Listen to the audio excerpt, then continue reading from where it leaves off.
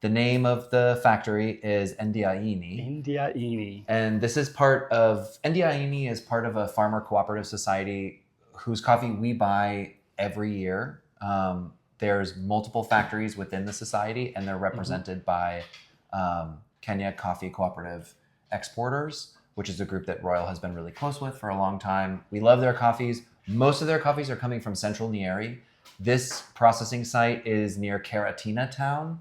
The word Karatina often invokes like some of the best washed central Kenyas that most roasters are used to having and, by now totally love. Yeah. This one is super rare from a country like Kenya, where by far the vast majority of the coffee and the vast majority of buyer expectations is washed and as bright as possible.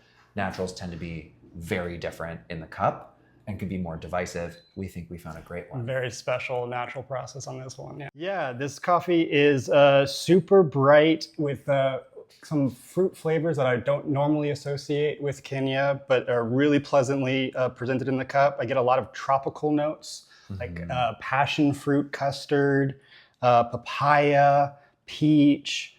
Very, very, very welcome addition, but not your typical Kenya cup.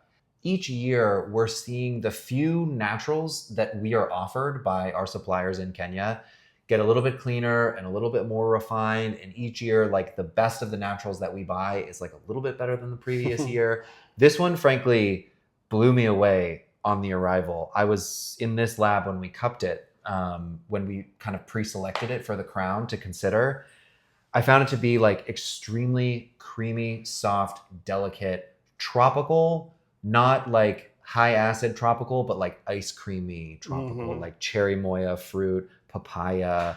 There's a little bit of like a syrupy cocktail cherry as well. It's kind of ice cream like, in its sweetness. Like it's really amazing. And I can remember when the only naturals you would encounter on years where you would go to Kenya cupping like hundreds of coffees a day were really earthy. They tended to be poorly dried, especially poorly selected. Even some of them would have like great cups, not great cups, and it was considered an undergrade. The afterthought coffees. Yeah, exactly.